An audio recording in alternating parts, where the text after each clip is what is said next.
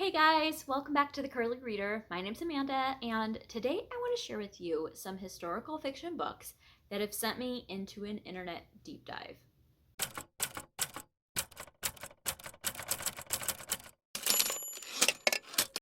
Okay, so one of my favorite things about historical fiction books is learning about events or times in history that I had no previous knowledge of at all.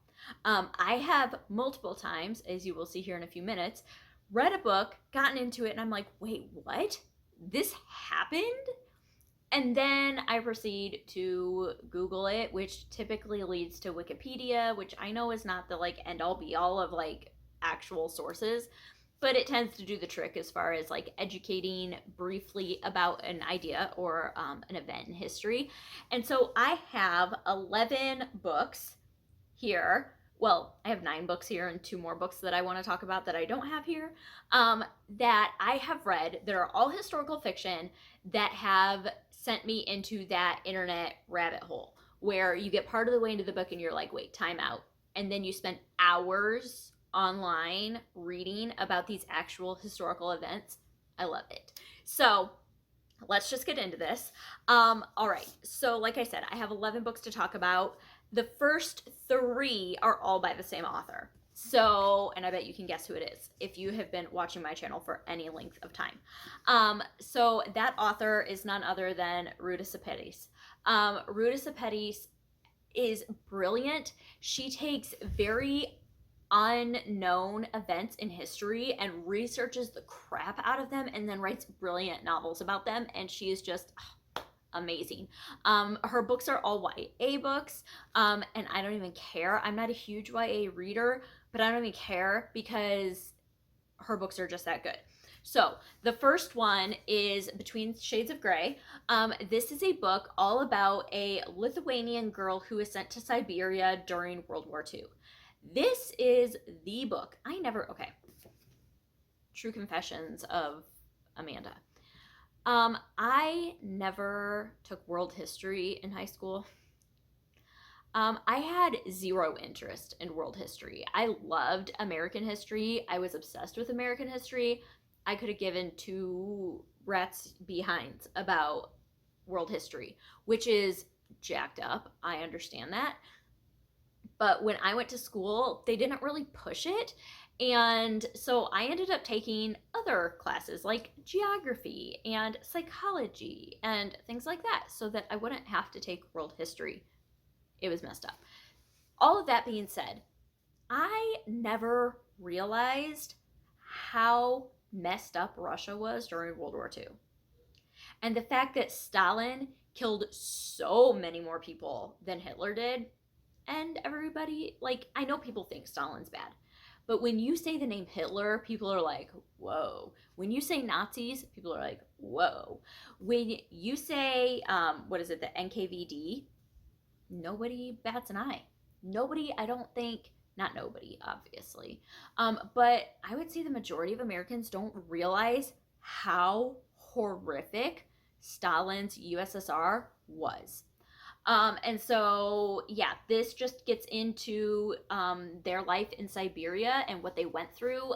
It's from the point of view of Lena, who is 15 years old, and it's her and her mother and her younger brother are all taken to this work camp in Siberia and just their life there, and it's horrific.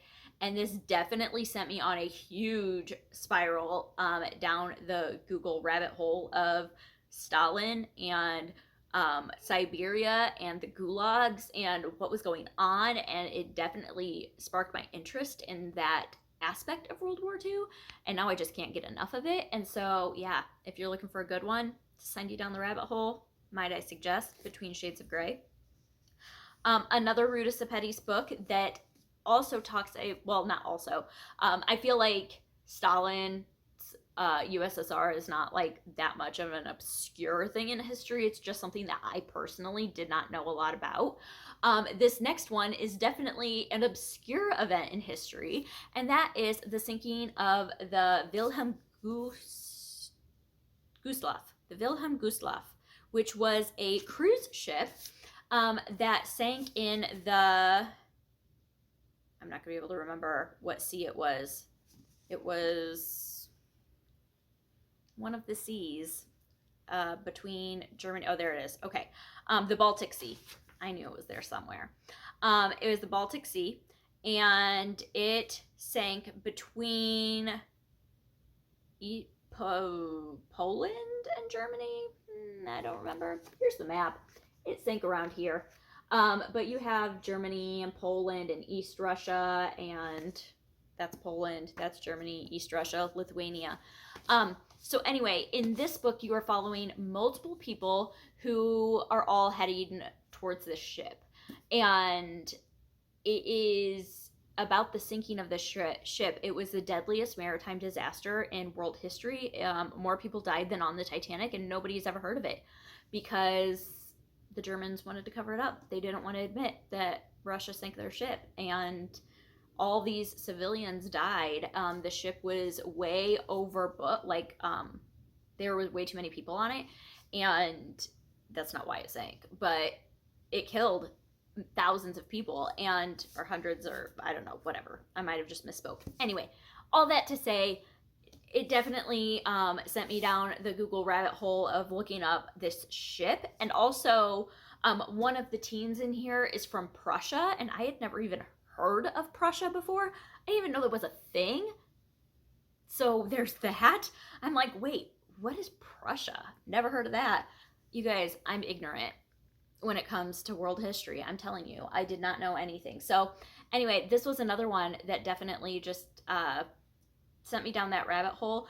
You know at the beginning what this is about, so you know kind of where it's heading. It doesn't make it any less appealing or any less like sitting on the edge of your seat, because there were survivors. So anyway, definitely pick this one up too. I will say this one, it's short chapters, and there are like 4 or 5 different protagonists, and so if that's not your jam, if that's going to be too confusing for you, you know, just take that into consideration when you pick that one up. All right. The next Ruta Sepetys book that also sent me down a Google rabbit hole is Fountains of Silence. This is her most recent book. She has a new one coming out in February. So excited. But this is her most recent book. This one came out last year, I believe, 2020, if I'm not mistaken. No, 2019. Whatever. Okay, this one came out in 2019, and this has to do with the Spanish Civil War, and it has to do with Francisco Franco, and this is after the Spanish Civil War, but it's Franco's Spain and what was going on over there. I had, once again, no clue what was going on in Spain during this time. It's set in the late 1950s. And it is just like jaw on the floor, like what is even happening sort of stuff. So this, it's 2 different teens that tell the story here. One is American, and his father is a Texas oil tycoon. And so he's over in Spain doing business for the summer. And so the son goes with him. And then the other main protagonist is a girl who is a maid in the hotel that these guys are staying at, that this other guy is staying at. And so it's the 2 of them. They meet, kind of what goes on between them, him kind of realizing like behind the scenes, because one of the things that Spain did was that they would like put on a show basically for international guests. They would get away with doing things that the Spanish civilians were not allowed to do. And so he kind of got to see behind the curtain of what was really going on. And so, yeah, anyway, this one was fantastic as well. Really enjoyed it, and definitely once again sent me down that rabbit hole of Francisco Franco and like what even that was all about. So highly recommend that one as well. All right. So those were my YA books. And then I have 6 adult books to share with you. So I'm going to go that route. And then I have 2 middle grade, because I can't not include middle grade, but whatever. All right. The first one on this list is The 19th Wife by David Ebershoff. This is about Anna Liza Young, who was the 19th wife of Brigham Young. So I will say I have gotten feedback from someone who is part of the LDS church that says like this is really misconstrued. This isn't like a correct representation of what happened. And I'm okay with that. Whenever I read historical fiction, I know this is false. Like, this is not a true story. This is not a true story. This is not a true story. However, there are events that take place in this that are true. And so I kind of do, and that's why I do these Google like deep dives, is to find out, okay, what's fiction and what's not. You know, where's that historical aspect really leading in? But this is dual timeline. In the current timeline, we are following a young man whose mother is the 19th wife of a cult leader, like in Arizona or something like that. And there's like a murder mystery going on. But then also in 1875, we are following Annalisa Young, and she leaves the church. And it's kind of about her and why she left and her work to make polygamy illegal in the US, and all of that. But anyway, so she, throughout this book, you just kind of get that history of the Church of Jesus Christ of Latter-day Saints and the Mormons, as they were called, and the history of polygamy within that church. And I just find that fascinating as someone who is not from that church or that belief system. I find it really fascinating. I know that Mormons are no longer polygamists. They don't believe in that. They haven't for quite some time. But this just kind of sheds a light on one of the people that was part of that and how she stood up to make it illegal and separated herself from that. So I really, really enjoyed this. I will say I enjoyed the historical timeline more than the present day timeline, which tends to be the way that things fall when I read dual timeline books. I very, very rarely, if ever, even care about the present day timeline. I almost always love the past timeline and couldn't give a rat's you know what about the current timeline, and that was kind of this one. This one, the current timeline was good, but the past timeline was better. But anyway, I really, really like this book. I hope you'll pick it up. And yeah, that's what that one was about. And it definitely set me on a deep dive of like separating fact from fiction, looking into Annalisa Young, looking into polygamy within the Mormon church, where it stemmed from, why it happened, what caused it to become illegal, what caused Mormons to say, okay, we're not going to have this be part of the church anymore. All of that, I just find it really interesting. So, all right, there's that one. Another one that's dual timeline that I definitely preferred the past timeline over the present is Before We Were Yours by Lisa Wingate. This one was pretty hyped a few years ago, and so I'd be shocked if you haven't heard of it, but this one was one of those like obscure things in history that nobody's ever heard of, and everybody needs to know about this because it's so just like, what? But this is set in 1939 in Memphis, and it follows 12-year-old Rill, who her and her 4 younger siblings are like from a river family. They live down on the river on a boat, and one night her mom and dad have to go do something, and they are kidnapped. The kids are all kidnapped, and they fall into the hands of Georgia Tann, who basically kidnaps white blonde children and sells them to wealthy families who want to adopt kids. And the wealthy families think that they are like doing a completely above board adoption. They have no idea what's going on. They, completely trust this woman, and she is basically stealing these kids from their parents and taking advantage of the parents in some circumstances and selling the kids. And it is horrific. Like, when I tell you the internet deep dives I did on this woman after the fact, and the suckiest thing, this has nothing to do with the book itself because you don't get into this in the book really itself. The suckiest thing about the whole thing was that Georgia Tann, like, by the time this all came to light, she had like severe cancer and she died before she even was like held accountable for anything. But she was like stood up on this pedestal as someone who was like paving the way for like foster care and adoption. She was a really good friend of Eleanor Roosevelt. Like, Eleanor Roosevelt praised her and was like, it was this whole thing. And then you find out, they didn't find out until years later what she was really doing. And you guys, the internet, can I just tell you, if the internet wasn't around, I'd be spending some money on some encyclopedias to look all this stuff up, I guess.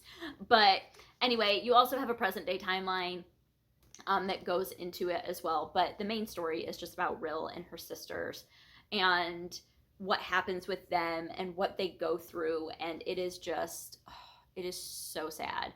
But so important. And yeah, so check out Before We Were Yours. All right. Another one is Molokai by Alan Brennert. This one takes place in Hawaii, right at the turn of the century. It starts in like 1891 is when it starts. And it follows Rachel, who is a Hawaiian girl, and right at the turn of the century, this is obviously well before Hawaii is part of the United States. It's an island country, and they have like a queen, I believe, and all this. And anyway, it's just being kind of discovered by outsiders and used as like a trading port. And as part of that, the outsiders are starting to bring in disease. And one of those diseases is leprosy. And so the Hawaiians form a leper colony on Molokai. Rachel ends up contracting leprosy and is sent to Molokai as an 8-year-old child, 7-year-old child. And it basically follows her entire life living on this leper colony island. And it was fascinating, but definitely sent me into a deep dive learning about Hawaii and its history and the leper colony there. And this goes all the way through World War II. And so Pearl Harbor is part of it, and just kind of the transition from their Hawaiian monarchy to a territory of the US to, and all of that, that's part of it. The Hawaiian traditions and kind of how Western culture is coming in and not bulldozing them, but just kind of the influences that the Western culture is having on their Hawaiian traditions.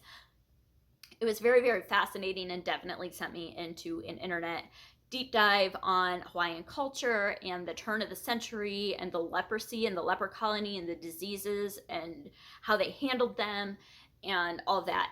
It was really, really good. It is a rather lengthy book. Like, the text is pretty tiny in here. It is a rather lengthy book. It is very character driven. It really just follows Rachel throughout her whole life, and I really, really enjoyed it. But just know, if you are more of a plot book person, this probably is not going to be the best fit for you, but I highly recommend it. I thought it was just absolutely incredible. So yeah, another one that definitely provoked me to Google some things. All right, another one that I have here is Hum If You Don't Know the Words by Bianca Murray. This is one that takes place during apartheid in South Africa. So I could pair this one with Trevor Noah's Born a Crime, which is not historical fiction, that is nonfiction, but both of these books combined really led me to Google more about apartheid. We were never taught about apartheid in the US as part of our schooling. I had no idea what apartheid was until I read Trevor Noah's book, and I was just flabbergasted at what I read. And so then reading this and learning more about apartheid and the racism that took place in South Africa and what was going on with Nelson Mandela and all of that was very enlightening. Another one, actually, I'm going to grab it really quick. I should have probably grabbed this one before as well, is If You Want to Make God Laugh. This is Bianca Murray's other book, and this has to do with the AIDS crisis that happened in South Africa after apartheid, and this was fascinating as well. Something I had no clue what was going on. So in If You Want to Make God Laugh, we're following a 50-year-old black woman and a 10-year-old white girl, and they end up meeting, they end up forming a relationship, but it's just about them during apartheid, during this time of racial unrest, and where the two races did not mingle at all, really, and just these girls, these females, their relationship with each other, it was so beautiful. This is absolutely one of my favorite books of all time. But beyond that, and so that caused me to look up more apartheid stuff. This caused me to look up more HIV in South Africa and the AIDS crisis there and what was going on and why it was such an issue.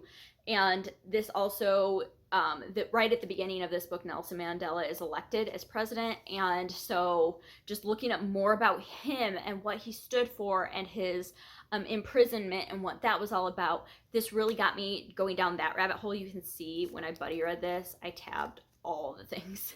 That's what all those are. Yay for buddy reads. But definitely suggest this if you have never really, either one of these really, if you're unfamiliar with South African history, like this would be either one. Phenomenal books. This one is after apartheid, this one is during apartheid, but they're both fantastic, and both of them caused me to do some serious internet research. All right, and then another one that I have lent out to a friend right now is Necessary Lies by Diane Chamberlain. This one is set in the 1960s in North Carolina, and it has to do with eugenics. It is told from the point of view of a few different people, but the two primary ones are a social worker, a white old lady. Oh, not old lady. She's a young lady. It's her first job.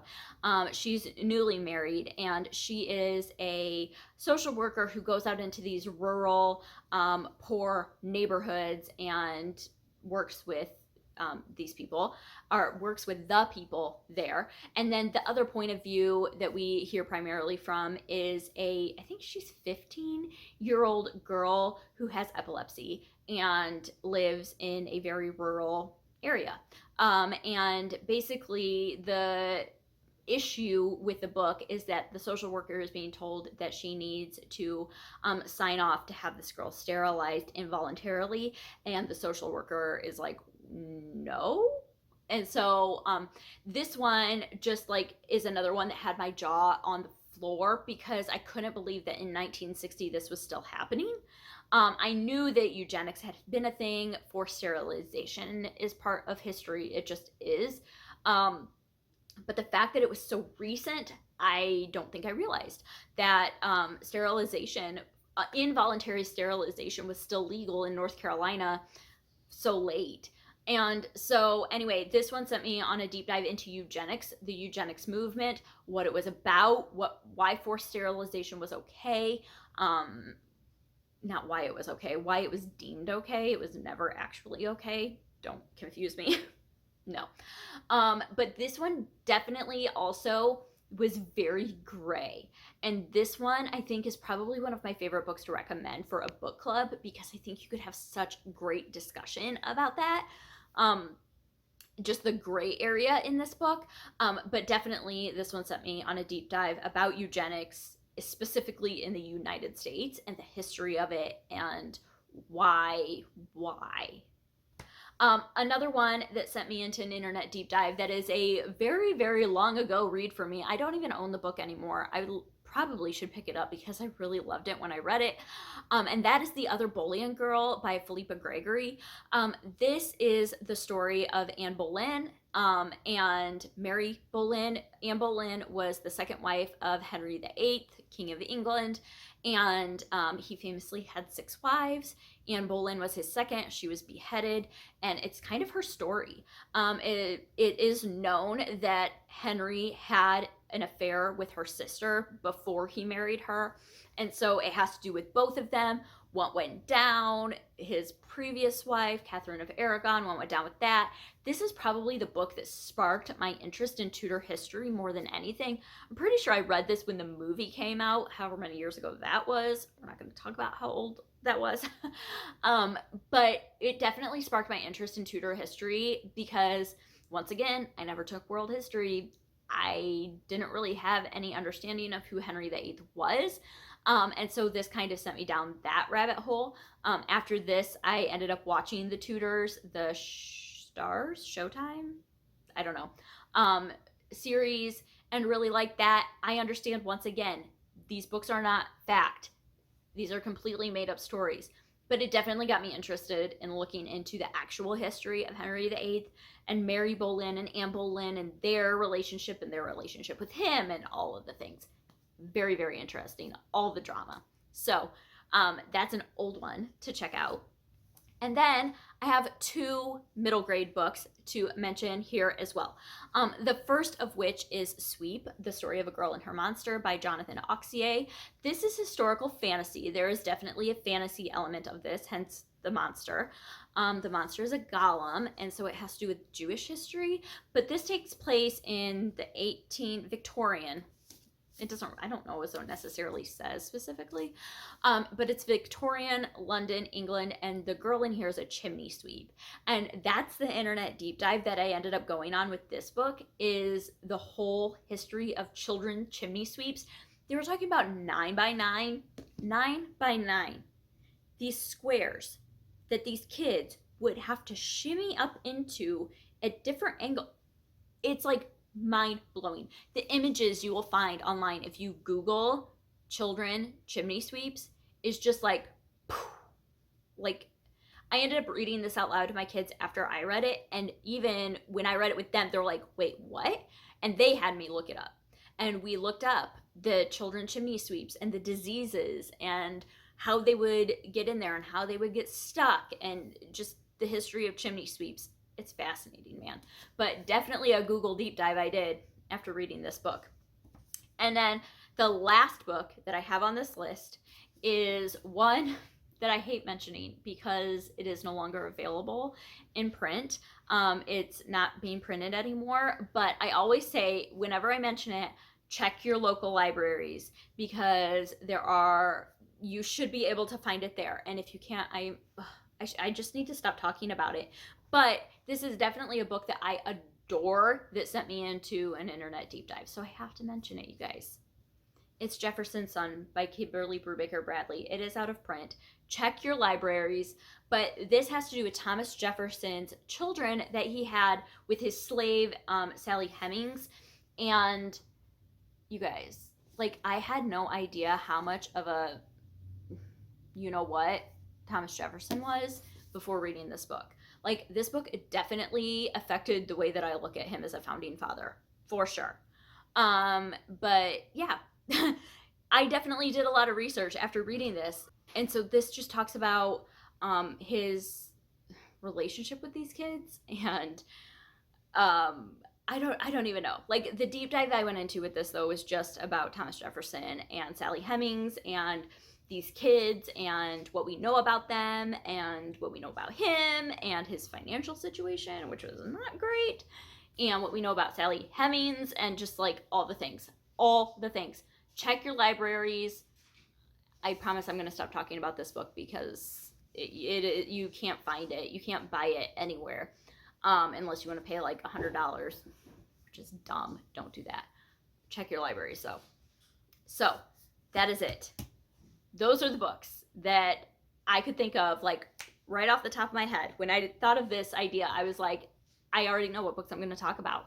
It wasn't even hard to come up with them because I love my interest being piqued by a story. And like I said, all of these books are false. All of these books are fiction books, but they are based off of truth. They are based off of real historic events. They are based off of real people. They are based off of real scenarios that happened, and these writers have taken liberties, but there is so much to learn in these books, and that is the thing that I love about historical fiction. I could just go on a tangent forever about this. If you have read any of these, let me know what you think about them down below. If you have gone on any internet deep dives because of some historical fiction books, I would love to know which books those are, because I just think it's fascinating. And that's going to do it for today. I hope that you enjoyed this. I hope that you will stick around and subscribe. And until next time, see ya.